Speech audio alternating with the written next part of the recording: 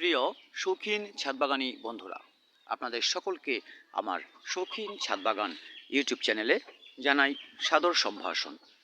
প্রিয় ভিউয়ার্স, আপনারা অনেকেই কমেন্টে বলেছেন আমার ছাদবাগানের সম্পূর্ণ চিত্রটা একটু দেখানোর জন্য। আমি আজকে আপনাদেরকে আমার ছাদবাগানের সম্পূর্ণ চিত্রটা একটু দেখাবো। যদিও খুবই ছোট ছাদবাগান, হয়তোবা ভালো লাগবে আপনাদের ভিউয়ার্স। এখানে ফুল, ফল এবং কিছু ওষুধি গাছ সহ আমি বিভিন্ন প্রকারের গাছ আমার ছাদ বাগানে বসিয়েছি।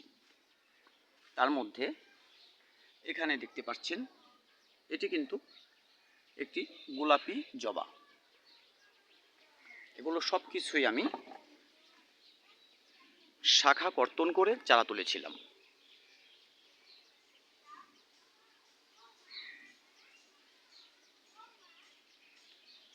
এখানে আরেক ভ্যারাইটি আপনারা দেখতে পাচ্ছেন, এটিও আরেকটি জবা।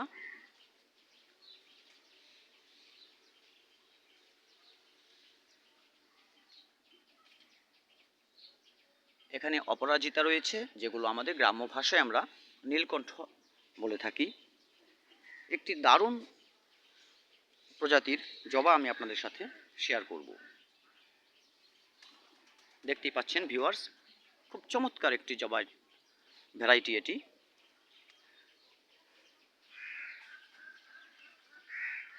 এখানে আমার ড্রাগন গাছ, যেটি আমি এর আগে ফল খেয়েছি, গত বছরে 3টে ফল খেয়েছি। এবছর যদিও এখন এপ্রিল মাস পেরিয়ে গেছে, মে মাস চলছে, কিন্তু ফলের দেখা আমি বছর পাইনি।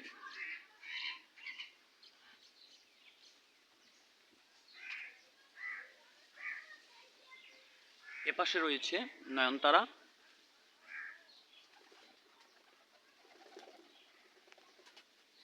এখানে একটি লাল জবা রয়েছে, তার পাশেই রয়েছে ভিয়েতনাম মালটা।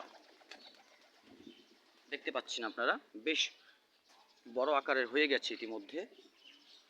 অনেক গুটি এসছিল, কিন্তু তার মধ্যে মাত্র 12টি এখনো টিকে আছে।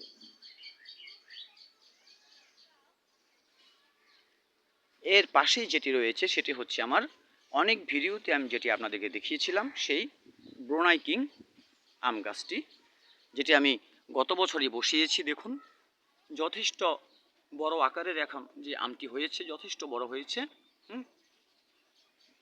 এটি কিন্তু আরও বড় হবে, তারপর এটি হয়তোবা 1.5-2 কেজি পর্যন্ত ওজন এটার হতে পারে। এর পাশে সবেদা, এটি কিন্তু আমার 12 মাসের সবেদা, প্রচুর পরিমাণ ফুল এসছে। এর আগে আমি সবেদা খেয়েছি, এখনও কিছু রয়েছে গুটি, দেখুন এখনও রয়েছে, বিভিন্ন জায়গায় রয়েছে, আবার নতুন করে কুড়িয়েও চলে এসছে। ভিউয়ার্স, এভাবে দেখতে গেলে আমার সম্পূর্ণ ছাদ বাগানটি ঠিক এরকম।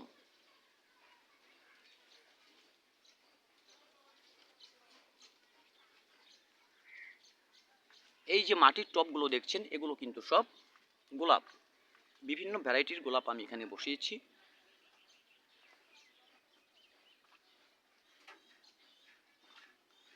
এর পাশে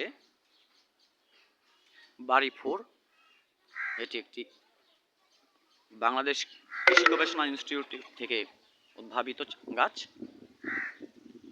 এখানে রয়েছে টগর। আর এপাশে একটি আম গাছ রয়েছে, যেখানে একটি মাত্র আম টিকে আছে, আমি প্যাক করে দিয়েছি ঝড় তুফানের কারণে। খুব মিষ্টি, কিন্তু আমি এটার নামটা জানি না।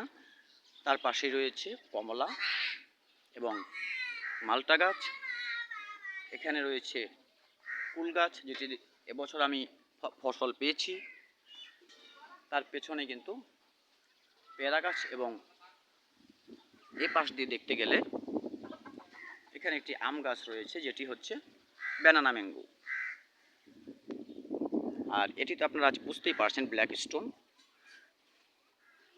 এখানে পেঁপে চারা, এখানে একটি বেল গাছ আমি বসিয়েছি, যদিও এটাকে আমি পরবর্তীতে মাটিতে সেট করব। বেশ বড় হয়েছে কিন্তু এখনো শক্ত সাবলীল হয়নি। এরপর আমি এটিকে মাটিতে অবশ্যই সেট করব।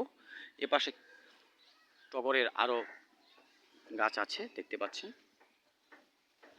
ভিউয়ার্স, যারা আমার ছাদ বাগানটিকে দেখতে চেয়েছিলেন তাদের জন্য আমি আজকের এই ভিডিওটি তৈরি করলাম। এটি হচ্ছে বেলি ফুল, ঠিক তার এপাশেই রয়েছে আমার আরেকটি জবা ফুলের চারা, যেখানে আমি 3 প্রকারের ফুল সবসময় পাই একটি গাছের মধ্যে। দেখুন,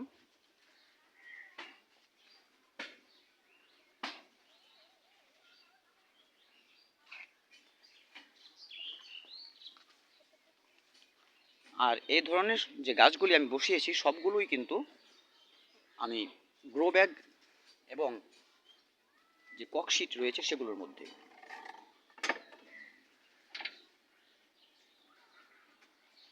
এগুলো, এই গোলাপি জবাটা, এটা আমি যে ইলিশ মাছ ধরার যে ককশিট আছে সেটির মধ্যে বসিয়েছি প্লাস্টিক।